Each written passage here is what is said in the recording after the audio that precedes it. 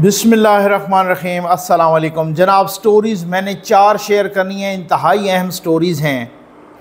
उस्मान बुज़दार, अल मारूफ, वसीम अकरम plus भी छोड़ गए, लेकिन अहम सवाल, $1 मिलियन सवाल, उस्मान बुज़दार ने क्यों छोड़ा इमरान ख़ान को? ये $1 मिलियन सवाल, इसको डिस्कस करना है। क्या हुकूमत और सुप्रीम कोर्ट के मामलात ठीक हो रहे हैं? इसको भी डिस्कस करना है। अक्टूबर में जनरल इलेक्शन होंगे या नहीं होंगे, इसको भी डिस्कस करना है। और अगर इलेक्शन नहीं होते तो क्या यही असम्बलियाँ नया सदर मुंतखब करेंगी? और अगर यही असम्बलियाँ नया सदर चुनेंगी तो फिर नया सदर मुमलिकत कौन होगा? ये भी $1 मिलियन सवाल है, इसको भी डिस्कस करना है। और साथ ही इसको भी डिस्कस करना है कि MQM पाकिस्तान के बंद दफातर खुलने जा रहे हैं और साथ और भी बहुत कुछ होने जा रहा है। इस सारी चीज़ों को डिस्कस करना है। भाई मैंने आपसे कहा था कि अपना कुर्बानी का एक जानवर दें, या कोई 2 दे सकता है, 10 दे सकता है, जितना भी जल्द, लेकिन वो थोड़ा सा काइंडली जल्दी करा दें, क्योंकि हमने बहुत कुछ काम करना होता है आगे। ऐसे नहीं है ना कि आप सोच रहे हो कि जी कुर्बानी से एक दिन पहले। आज हमारा अल्हम्दुलिल्लाह वो वोकेशनल सेंटर बन रहा है, और अभी हमने मज़ीद सिलाई मशीनें जो बेवाओं और यतीम बच्चियों को देनी थी, और 100 यतीम बच्चों को हमने स्कूल भी भेजना है, और 100 का हो गया अरेंजमेंट। माशाअल्लाह शेख साहब एक ने कर दिया है, बहुत नवाजिश, जज़ाकल्लाह। अच्छा, ये नंबर डिस्प्ले हो रहा है। अच्छा भाई, बात ये है कि उस्मान बुज़दार, अल मारूफ, वसीम अकरम प्लस छोड़ गए। क्यों छोड़ा? मैं आपको इस $1 मिलियन सवाल का सिर्फ एक जुमले में जवाब दूंगा। उसकी वजह यह है कि जब उनको लगा कि अब इमरान ख़ान का टिकट नहीं बिकने वाला, अब मैं ना तो इलेक्शन जीत सकता हूं इमरान ख़ान के टिकट पे, और ना ही मैं सियासत कर सकता हूं। उनको ये लगा भाई इमरान ख़ान ने फवाद चौधरी को भी टिकट नहीं दिया था पंजाब का, हमाद अजहर को भी नहीं दिया था, शाह महमूद कुरैशी को भी नहीं दिया था। अब लॉटरी फिर भी मेरी ही निकलनी है, क्योंकि पिंकी पीरनी मेरे हथे हैं। इस वजह से अब चूँकि वो पिंकी पीरनी भी छोड़ने को है, इस वजह से खान साहब ख़ुद कह रहे हैं कि मैं तो अकेला हो गया हूँ। खान साहब यहाँ तक भी कह बैठे हैं कि जी मैं तो अब लॉ भी कुछ पढ़ रहा हूँ, कि लॉ की किताबें भी, क्योंकि मुझे लग रहा है कि मेरा वकील मुकदमा नहीं लड़ेगा। सर, मुकदमे यहाँ पर वकील तो दहशतगर्दों के भी लड़ते हैं। अब मसला ये है कि वो जो करोड़ों रुपए की फ़ीसें थी ना, कोई दे रहे थे वकीलों को, वो अब मसला ये है कि वो फ़ीसें नहीं दे रहे, और वो अब फ़ीसें देना बंद हो गए। तो आप तो हमेशा आपका चूल्हा, बनी गाला का किचन, जमान पार्क का किचन, आपके कपड़ों तक, शर्ट्स तक भी आप दूसरों पे डिपेंडेंट रहे हैं। माज़त के साथ आपने कभी जेब से कोई 1 रुपया नहीं लगाया। तो आपकी चूँकि आदत बन गई है आपकी वो वकीलों की फ़ीसें भी, तो वो चूँकि सोर्स बंद हो गए, क्योंकि अब उम्मीदें डूब गई हैं ना उनकी, जिन्होंने अपनी करप्शन बचानी थी, किसी के वादे थे एक्सटेंशन के, वो सारी उम्मीदें डूब गई हैं। तो खान साहब ने कहा है इसी वजह से वही बात, वो चूँकि उम्मीदें डूब गई हैं, अब उधर से जो है ना उस्मान बुज़दार साहब, अल मारूफ, वसीम अकरम प्लस, जिसके लिए खान साहब ने सबको नाराज़ किया, उस इस्टेब्लिशमेंट को भी नाराज़ किया, उस जनरल बाजवा को भी नाराज़ किया जो उसे खुद लेके आए। तो जो इस तरीके से जिनको, और जो कहते रहे किसी के कहने पे भी उनको नहीं हटाया, तो उस उस्मान बुज़दार भी उन्होंने क्वेटा में जनाब प्रेस कॉन्फ्रेंस की, पाक फ़ौज के साथ यकजहती की, पाकिस्तान जिंदाबाद का नारा लगाया और कहा कि मैं सियासत छोड़ने जा रहा हूँ। वो तो कर ही नहीं रहे थे ना हुकूमत तो उनकी जगह पिंकी पीरनी कर रही थी, हुकूमत तो उनकी जगह गोगी कर रही थी, फरा गोगी, हुकूमत तो उनकी जगह वो फरा गोगी के शौहर गुज्जर साहब कर रहे थे, एहसन जमील गुज्जर, हुकूमत तो उनकी जगह पिंकी के पिछले मानिका कर रहे थे, ठीक है ना। तो बहरहाल वो तो उस्मान बुज़दार को पता है कि अब अगर मैं सियासत से दस्तबरदार नहीं होता और एवं ही खामखा चिमटा रहता हूँ खान साहब के साथ, वज़ीर आला तो मैंने बनना ही कोई नहीं, उनका टिकट ही नहीं बिकना, कोई लेने वाला ही कोई नहीं होगा, उनका सफाई ही होगी है सारा। तो अब उस्मान बुज़दार ने कहा है कि मैं, वही वाली बात है कि लुटो तो फुटो, अपने करप्शन वाले केसेस फ़िलहाल ख़त्म करवाओ, फ़िलहाल उनको खूह खाते में डालो, तो इस तरीके से जो है ना, मतलब मैं कोई अपनी जान छुड़ाऊँ, अपनी स्किन सेव करूँ, ऐसे में खड़ा रहा तो फिर बड़ा मसला मेरे लिए होगा। इस वजह से उस्मान बुज़दार साहब भी साइड पे हो गए। वही उस्मान बुज़दार साहब जिसने, अब मसला ये है कि सबसे बड़ा सूबा उसके हवाले कर दिया गया कि जिसको ये नहीं पता, जिसको कोरोना पर ब्रीफिंग दी गई को घंटा 1.5 घंटा, उस ब्रीफिंग के बाद ये बड़ा मासूमाना सवाल करते हैं उस्मान बुज़दार साहब और कहते हैं कि यार ये तो बताओ ये कोरोना काटता कैसे है। हाँ ठीक है ना, वो एक तकरीब में गए, पुलिस की तकरीब थी और वहाँ पर वो शील्ड दे रहे थे आईजी हाथ मिलाते रह गए जनाब, और वो फिर जो है ना उस्मान बुज़दार चल दिए, वो पीछे भाग रहे थे आईजी और वो चल दिए माशाअल्लाह। अब उसके बाद ये हुआ कि उनसे किसी ने पूछा कि भाई उस्मान बुज़दार साहब के सर, वो आईजी साहब आपसे हाथ मिला रहे थे तो आप तो आगे भाग गए, आपने तो उनसे हाथ ही नहीं मिलाया। तो उन्होंने वही शर्मा के कहा कि जी मैं चूँकि अभी इतना ट्रेन नहीं हूँ, ट्रेंड भी नहीं, ट्रेन, ठीक हो गया ना। तो मकसद कहने का ये है कि हर किसी को इधर ही ट्रेंड करवाना है, इसी कौम पर ही ट्रेंड करवाना है, हर किसी की ट्रेनिंग इधर ही करवानी है। पूरी उस बस में पूरा पंजाब बैठा है, उस बस की ड्राइविंग उसको दे दी जो खुद कह रहा है मैं अभी इतना ट्रेन नहीं हूँ, ठीक है। अच्छा आ जाएं भाई, उस्मान बुज़दार साहब भी छोड़ गए। अब पता चलेगा कि और कौन कौन, अब किसका कहें कि कौन छोड़ रहा है। मैं पहले आना मैं आ रहा हूँ कि अक्टूबर में इलेक्शन होंगे या नहीं होंगे। मौलाना साहब का विज़िट भी हुआ, ठीक है ना, उसमें भी, और फिर उसके बाद ये भी कि क्या यही असम्बलियाँ नया सदर ममलिकत चुनेंगी, और अगर यही चुनेंगी तो कौन होगा। ये ज़रा थोड़ा सा हौसला रखिएगा, मैं बहुत ही इंशाअल्लाह आपको एक्सक्लूसिव न्यूज़ देने लगा हूँ। अच्छा अब बात ये है कि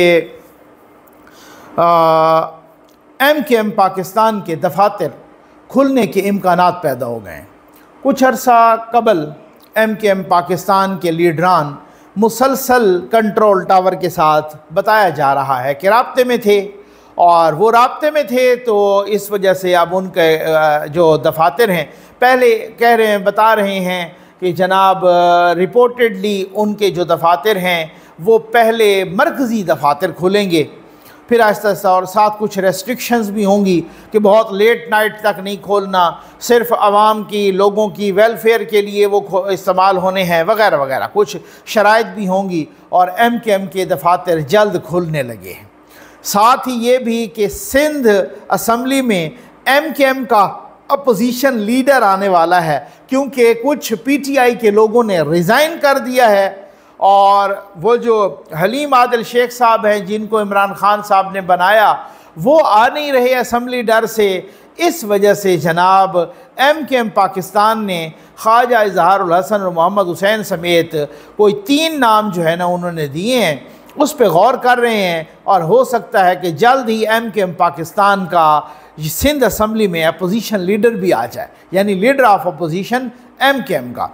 परसों तरसों मैं अल्ताफ़ हुसैन साहब का एक स्टेटमेंट पढ़ रहा था कि अगर फ़ौज मुझे इजाज़त दे तो मैं वापस आ सकता हूँ, और मैं उसी तरह का कराची में उसी तरह के बड़े बड़े जलसे कर सकता हूँ जो वो 90s में किया करते थे। वो कहते हैं मैं उसी तरह का, फ़ौज मुझे इजाज़त, मुझे नहीं लगता उनको इजाज़त मिले। और दूसरी बात यह है कि मुझे ये भी नहीं लगता कि उनको इजाज़त मिलने से फिर ये जो यहाँ की MKM पाकिस्तान की जो लीडरशिप है वो ये भी कंफर्टेबल हो, क्योंकि उनको अगर इजाज़त मिली और वो अगर उनकी सियासत शुरू हुई तो शायद हो सकता है और बहुत सारों की सियासत ख़त्म हो जाए। होता है ना, बहुत सारी चीज़ें होती हैं। यही MKM पाकिस्तान ने अभी उनके ख़िलाफ़ एक केस जीता है प्रॉपर्टीज़ का लंदन में, तो वो तो एक कोलिजन आई हुई है ना, हेड ऑन कोलिजन। तो अब देखते हैं कि क्या होता है, लेकिन पर्सनली भी मुझे नहीं लगता कि भाई एक दफ़ा उनके नाम पे रेड क्रॉस लग चुका है तो दोबारा फिर कुछ नामुमकिनात नहीं होता, लेकिन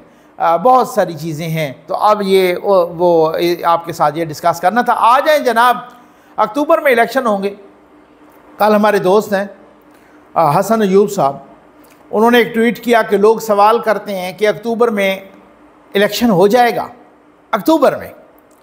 तो मेरा जवाब ये है कि अक्टूबर में भी इलेक्शन नहीं होगा, ठीक। ये जवाब अल्हम्दुलिल्लाह ज़फ़र नकवी आपको बहुत पहले 4-5-6 रोज़ पहले हम दे चुके हैं। उसकी वजह यह है कि जब मौलाना साहब गए, मौलाना साहब की अपनी पार्टी ने कहा कि वो तो थाईलैंड गए हैं अपने कोई इलाज के सिलसिले में या वगैरह वगैरह, लेकिन ख़बरों में भी आया, हमें पता चला कि नहीं जी वो लंदन भी गए हैं।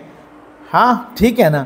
अच्छा, जब वो लंदन गए हैं तो फिर लंदन जाने में उनकी जो है ना मुलाकात किन से हुई? आपको पता है लंदन उनका जाना और फिर नवाज़ शरीफ से मुलाकात न करना ये तो मुमकिन ही नहीं है। और साथ मैंने कुछ ज़राए को कुरेदा तो उन ज़राए ने मुझे बताया कि भाई असल मामला ये है, मौलाना साहब 2 इश्यूज़ पे गए। एक इशू मैंने आपके साथ डिस्कस किया था, दूसरा मैं अभी डिस्कस कर लेता हूँ। जनाब के ये इलेक्शन हमें करा नहीं लेने चाहिए कि अभी लोहा गर्म है। नवाज़ शरीफ साहब ने इस तजवीज़ से इतफ़ाक़ नहीं किया। जरदारी साहब को भी इतफ़ाक़ था कि जस्ट आफ्टर बजट क्या हम इलेक्शन की तरफ चले न जाएं। नवाज़ शरीफ साहब कहते हैं नहीं, अभी नहीं जाना। तो इलेक्शन उस वक़्त होंगे कि जब नवाज़ शरीफ चाहेंगे। ये एक बात तो ये पक्की, मैं आपको मालूमात की बुनियाद पे कह रहा हूँ, ठीक हो गया। जब नवाज़ शरीफ साहब चाहेंगे इलेक्शन उस वक़्त होंगे। और साथ वो कह रहे हैं कि नहीं जनाब आरिफ अलवी साहब को भी जाने दें, बंदियाल साहब को भी जाने दें। मैं मालूमात की बुनियाद पे कह रहा हूँ कि नवाज़ शरीफ साहब से पूछा गया कि आपकी जो रिव्यू की पिटीशन है अभी दायर कर दें। वो अभी तो वो ये नहीं मान रहे, वो कह रहे हैं जी अभी नहीं। उसकी वजह ये है कि रिव्यू की पिटीशन अभी दायर ना करें क्योंकि अभी बंदियाल साहब हैं, बंदियाल साहब को जाने दें, बाद में देखा जाएगा। ये मैं मालूमात की बुनियाद पे कह रहा हूँ आपको, ठीक हो गया ना। तो अब इलेक्शन तो दूर की बात, अब अगर इलेक्शन नहीं होते तो होगा क्या? अब इसमें 2 ऑप्शंस हैं, 2 ऑप्शंस डिस्कस किए जा रहे हैं मुख्तलिफ हलकों में। एक ये कि कोई टेक्नोक्रेट गवर्नमेंट बना के उसको लंबा किया जाए, और दूसरा ये है कि एमरजेंसी, फाइनेंशियल एमरजेंसी लगा के असम्बलियों की मियाद 1 साल तक बढ़ा दी जाए, जो भी। अच्छा, अगर असम्बलियों की मियाद बढ़ जाती है तो फिर सदर ममलिकत तो सितंबर के अवाइल में को 7-8 सितंबर को रिटायर हो रहे हैं, उनकी मियाद पूरी हो रही है। उसके फ़ौरन बाद चार्ज ले लेंगे चेयरमैन सेनेट कायम मकाम सदर का। अब कायम मकाम सदर वाली वो बात तो नहीं होती ना, ये तो नहीं है कि कायम मकाम सदर साल बैठा रहे, ठीक है कि अच्छा, या 2 साल बैठा रहे। अब उसके बाद जो है बंदियाल साहब भी चले जाएंगे। अब उसमें यह है कि जो इलेक्टरल कॉलेज है सदर का वो नामुकम्मल है, क्योंकि पंजाब असम्बली भी नहीं है, खैबर पख्तूनख्वा असम्बली भी नहीं है। अब उसमें कोई कानूनी और आइनी रास्ते कि क्या इन्हीं असम्बलियों से जो मौजूद हैं इससे सदर को मुंतखब कराया जा सकता है, ये कुछ इस तरह की कोई डिस्कशन हो रही है। और फिर मौलाना फजल साहब जो गए तो एक तो ये इलेक्शन डिस्कस किया, मैंने आपको पिछली दफ़ा बताया था, और दूसरा सदर कौन होगा। अब आगे मैं नहीं कहता, मेरा ज़रा न्याज़मंदी का ताल्लुक़ है, एहतराम का ताल्लुक़ है, और वैसे भी हक़ है हर किसी का भाई कंटेस्ट करना। तो भाई अगर 2 बड़ी जमातों ने इतफ़ाक़ कर लिया इसी बात पे कि जी बिल्कुल मौलाना साहब, क्योंकि वो वाली बात जो थी ना वो पहले कुछ और बातें होती थी। अमेरिका नहीं चाहता जनाब, यूरोप नहीं चाहता, फला नहीं चाहता, ये लोग नहीं चाहते, वो नहीं चाहते कि एक मौलवी सदर बन जाए या कोई और इस तरह का सूरत है। अब वो अमेरिका के मुदाखलत और अमेरिका की मनमानी उस तर्ज की नहीं है। तो खैर अब इस पे देखते हैं कि ये क्या होता है और क्या सूरत हाल है, और मौलाना साहब क्या वो इस सूरत हाल के अपना पूरा निकलता है या किसी और का निकलता है। और 2 बड़ी जमातों ने और ख़ास तौर पे नून लीग ने एग्री कर लिया, और अगर यही हुआ कि को कानूनी मुशगाफियाँ निकल आईं और कानून और आइन में गुंजाइश हुई कि जी इन्हीं असम्बलियों ने सदर साहब को मुंतखब कर, क्योंकि अगर असम्बलियों की मुद्दत बढ़ानी है तो तब तो फिर कोई सूरत हाल डिफरेंट हो जाएगी ना। तब ऐसा तो नहीं है कि कायम मकाम सदर साहब 1 साल तक बैठा रहे या 1.5 साल तक बैठा रहे, आप समझ तो रहे होंगे, ठीक है ना।